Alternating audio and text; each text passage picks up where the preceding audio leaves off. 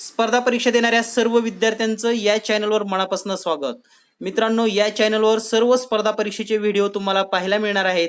महाराष्ट्रामध्ये झालेल्या सर्व स्पर्धा परीक्षा, अगदी पोलीस भरती ते एमपीएससी सीसेट, सर्व स्पष्टीकरण चॅनलवर उपलब्ध आहेत. सीसेट स्पर्धा परीक्षेचे पेपर सोडवून दिलेले आहेत. सर्व पेपर पहा आणि आपलं गणित अपडेट करा.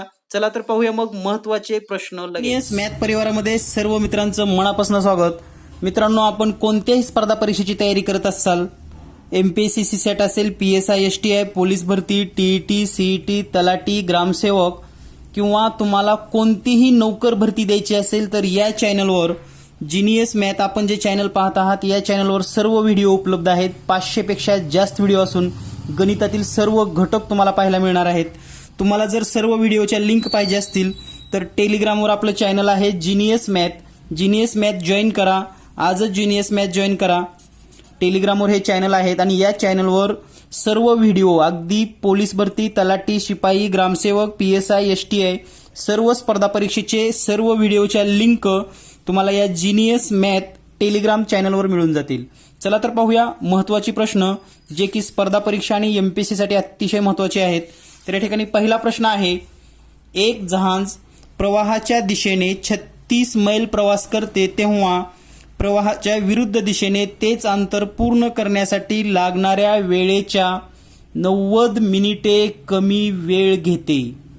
आणखी एकदा प्रश्न सांगतो, 36 मैल अंतर प्रवाहाच्या विरुद्ध दिशेने जेवढा वेळ लागतो त्याच्यापेक्षा कमी वेळ प्रवाहाच्या दिशेने तेवढ्याच अंतरासाठी लागतो आणि तो आहे 90 मिनिट. तर हा 90 मिनिटाचा वेळ आणि हा फरक आहे.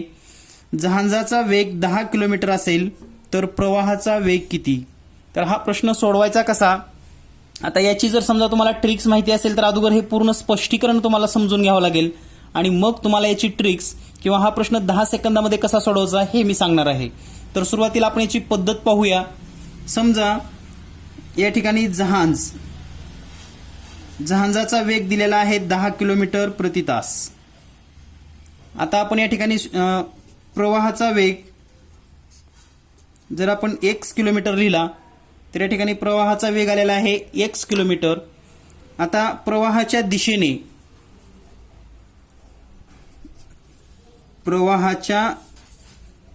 दिशेने वेग जर लिहिला तर तो असतो 10 आणि हा प्रवाहाचा वेग x, म्हणजे ही 10 जहाजाचा वेग आणि x प्रवाहाचा वेग यांची बेरीज असते. आणि प्रवाहाच्या विरुद्ध दिशेने तर तो असतो 10 वजा x. त्यानंतर आपल्याला जे सूत्र माहिती आहे, वेळ बरोबर अंतर भागिले वेग. तर नक्कीच आपल्याला प्रवाहाच्या विरुद्ध दिशेने जास्त वेळ लागणार आहे आणि प्रवाहाच्या दिशेने नक्कीच कमी वेळ लागणार आहे. तर पाहूया नेमकं सूत्र कसं लिहायचं. तर 36 किलोमीटर अंतर आहे, छेदामध्ये 10 वजा x, म्हणजेच अंतर भागिले हा प्रवाहाच्या विरुद्ध दिशेचा वेग आहे, म्हणजे आपल्याला वेळ मिळेल वजा 36 भागिले 10 अधिक x आणि बरोबर 90 मिनिटे म्हणजेच 1.5 तास आणि 1.5 तास आपण 3/2 या पद्धतीने लिहितो. तर आता आपल्याला हे समीकरण सोडवायचं आहे आणि हे समीकरण सोडवत असताना आपल्याला या ठिकाणी तिरकस गुणाकार करून घ्यावा लागणार आहे.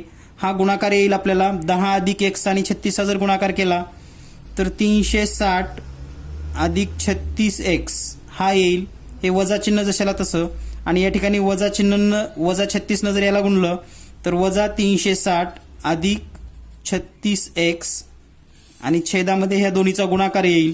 या ठिकाणी 10 वजा x आहे, 10 अधिक x आहे, यांचा गुणाकार येईल 100 वजा x वर्ग बरोबर 3/2. आता हे एमपीएससी आणि सीसेट लेवलचं गणित आहे, मी सुरुवातीला स्पष्ट करतोय, त्यामुळं गणित अवघड आहे असं म्हणायचा काही प्रश्न नाही. आता या ठिकाणी 360 मधून 360 गेले, या ठिकाणी शिल्लक राहील 72x आणि छेदामध्ये 100 वजा x वर्ग बरोबर 3/2. तर या पद्धतीने हे समीकरण तयार झालेलं आहे आणि आता हे समीकरण आपण सोडवणार आहोत आणि हे समीकरण सोडवण्यासाठी आपल्याला या ठिकाणी पुन्हा एकदा तिरकस गुणाकार करावा लागणार आहे आणि हा तिरकस गुणाकार नेमका कसा करायचा हे आपण पाहूया. तर आपलं समीकरण हे आलं होतं आणि या ठिकाणी आपण तिरकस गुणाकार करणार आहोत. 72 आणि 2चा गुणाकार 144x बरोबर हे 300, कारण 3 ने 100 ला गुणलं, वजा 3x वर्ग हा तिरकस गुणाकार झाला. याला जर आपण डाव्या बाजूला घेतलं म्हणजे 300 इकडे घेतलं तर हे होईल 3x वर्ग अधिक 144x वजा 300 बरोबर 0. म्हणजे आपण काय केलं, 144 ला असंच ठेवलेलं आहे इथं, हे 300 इकडे घेतल्यावर नंतर इथं हे वजा झालं आणि हे वजा 3x वर्ग इकडे आल्यावर अधिक झालं. या सर्वांना 3 न भागा, या सर्वांना 3 न भागल्यानंतर काय होईल पहा, हे x वर्ग अधिक या ठिकाणी 3 न जर भागलं तर 3 चौक 12, 2 उरले 3 8 24x वजा हे 100 येईल 3 न भागल्यामुळं आणि हे 0. तर हे मनातल्या मनात भागायचे आपल्याला. या ठिकाणी पहा आता या जर समीकरणाची फोड केली आपण तर हे समीकरण आपण असं लिहू शकतो, x वर्ग अधिक 50x वजा 2x वजा 100 बरोबर 0. आता हे 50 आणि 2 का घेतलं, कारण या दोन्हीचा गुणाकार मायनस 100 येतो. या दोन्हीतून कॉमन काढा, या दोन्हीतून कॉमन काढा, आपल्याला मिळेल या ठिकाणी x कॉमन, x अधिक 50, इथं मायनस 2 मिळेल, इथं राहील x अधिक 50 बरोबर 0. म्हणजे आपल्याला 2 ब्रॅकेट मिळतील, x अधिक 50चा 1 आणि x इथलं आणि हे वजा 2 बरोबर 0. याचा अर्थ असा असतो x अधिक 50 बरोबर तरी 0 असेल किंवा x वजा 2 बरोबर तरी 0 असेल.